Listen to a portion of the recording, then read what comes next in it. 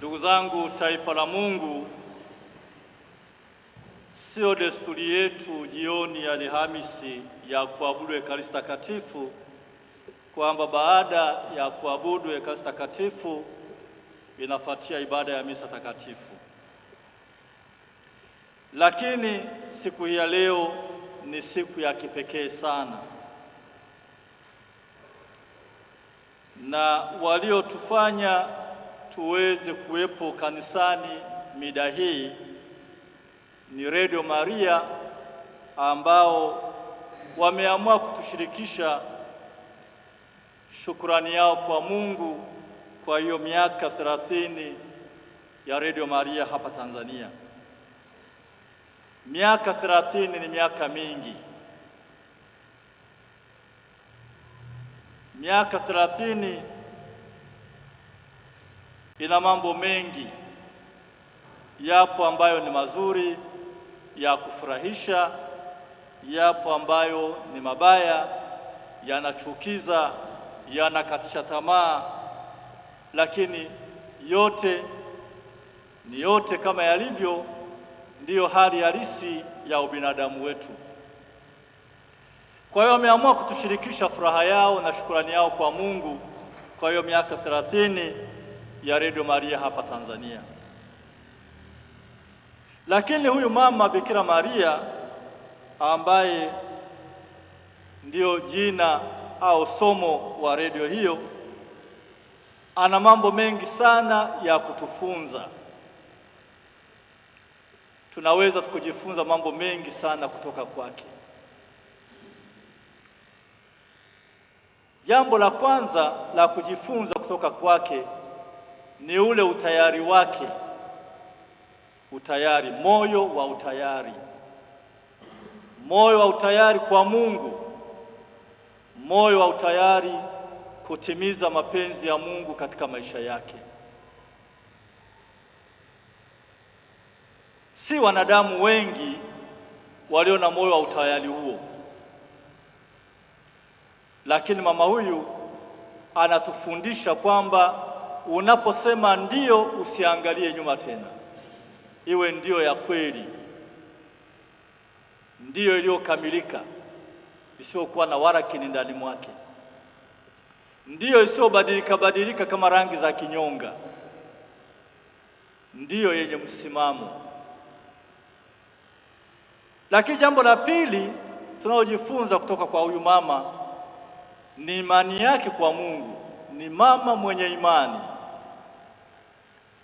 pamoja na kutambua nafasi yake ya kuwa mama wa Mungu, lakini alikuwa ni mwanafunzi wa kwanza wa Yesu na mfuasi wa kwanza wa mwanaye. Kabla hata wafuasi wengine wote hao, Bikira Maria ndiye mfuasi namba 1 wa Yesu Kristo.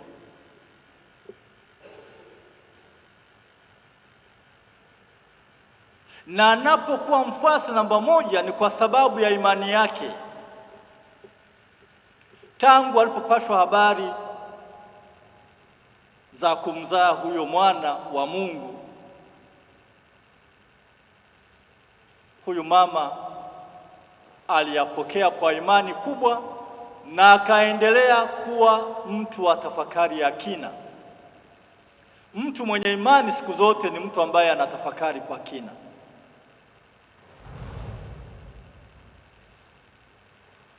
Na katika tafakari yake anazingatia yale ambayo ameagizwa. Mama Bikira Maria ni mama mwenye imani thabiti, imani isiyoteteleka, imani isiyotishwa, imani isiyoyumbishwa. Lakini jambo la tatu ambalo huyu mama anatufundisha ni moyo wake wa sala, sio katika kupiga kelele, bali sala katika tafakari. Maisha ya sala hayahitaji kelele. Kuna kelele nyingi sana duniani, kelele ziko nyingi mno na zinaumiza masikio. Hatuhitaji kelele. Tunahitaji watu walio na moyo wa tafakari, moyo wa sala unaotafakari, sio wapiga kelele. Kuna kelele za kutosha duniani, na kama Bagamoyo yenu hii kila siku ni kelele tu, kila siku ni kelele. Hapo ukisikia huyu mpiga mziki, huku kuna mziki, huku kuna kelele za vitu gani, kuna kelele za vitu gani, mpaka hata unajiuliza, unasema hawa watu kweli wanatafakari kweli? Hawa watu kweli wanatoa nafasi ya mtu atafakari kweli katika mazingira ya kelele kama haya?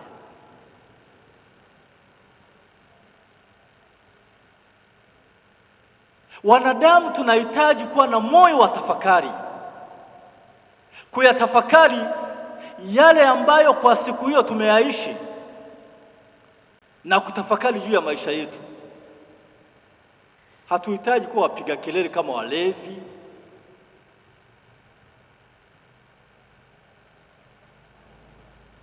Mama Bikira Maria anatufundisha kuwa watu wa sala, na sala anayotufundisha ni sala ya tafakari, sio ya kupiga kelele, sio ya maneno mengi. Tafakari ya kina. Mtu anayesali huwa anatafakari, hasali kwa kupiga kelele, kwa kupiga mayowe, kwa kutoka jasho, kwa kujimwaga chini. Kuna matatizo. Hiyo sio sala, ni vurugu. Kwa mama huyu anatufundisha jinsi ya kuwa watu wa sala, watu wa tafakari, na sio watu wapiga kelele.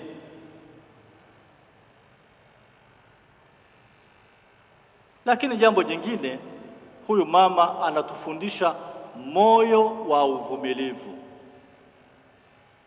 Moyo wa uvumilivu. Wanadamu wengi hatuna uvumilivu. Tunataka mambo ya kasi, mambo ya mwendo kasi, kila kitu ni kasi.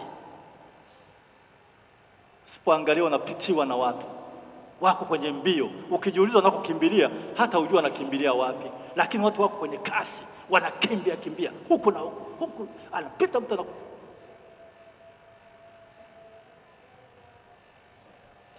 Mama anatufundisha kuwa watu wavumilivu.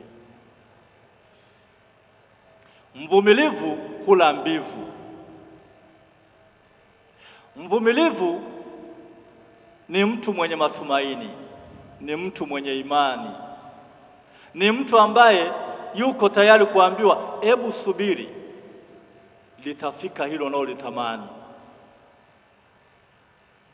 Moyo wa uvumilivu.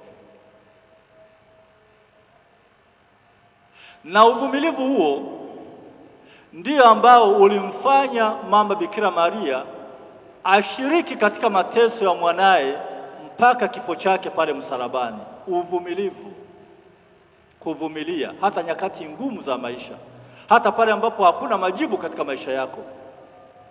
Baada ya kutangatanga huku na huku, kwenda kwa mganga huyu, kupiga ramli hii, kwenda huku kwa mchungaji huyu, kwa nabii huyu,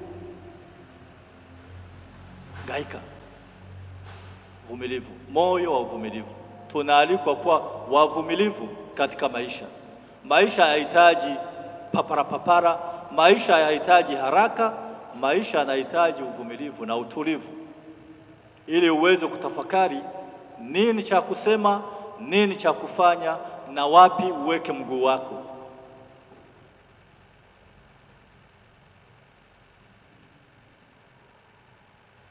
Lakini jambo jingine mama huyu anaotufundisha ni ule unyenyekevu wake. Mama mnyenyekevu, mama mpendelevu, mama asiyekuwa na makuu. Hata baada ya kuambiwa atakuwa ni mama wa Mungu, hakuanza mbwembwe, alikuwa mnyenyekevu. Na iwe kwangu kama ulivyosema. Moyo wa unyenyekevu. Na baada ya hapo, katika wimbo wake, moyo wangu wamtukuza Bwana, roho yangu namshangilia Mungu wangu. moyo wa unyenyekevu. Tunaalikwa kuwa watu wanyenyekevu, na mtu mnyenyekevu ni msikivu. Unaweza ukamwambia jambo akasikiliza, unaweza ukamshauri jambo akasikiliza, unaweza ukamwongoza katika njia fulani akasikiliza. Tuweni wanyenyekevu kama mama yetu Bikira Maria. Tuweni watu wa sala, tuweni watu wa tafakari, tuweni watu wenye imani thabiti kwa Mungu. Tuweni wafuasi wa kweli wa Kristo, tusioangalia nyuma tena. Na yeye kwa kweli anatufundisha mpaka mwisho wa maisha ya mwanaye hapa duniani alikuwepo. Na kabla ya mwanaye kuweza kuaga dunia hii, akamkabidhi huyu mama kwetu sisi wana kanisa.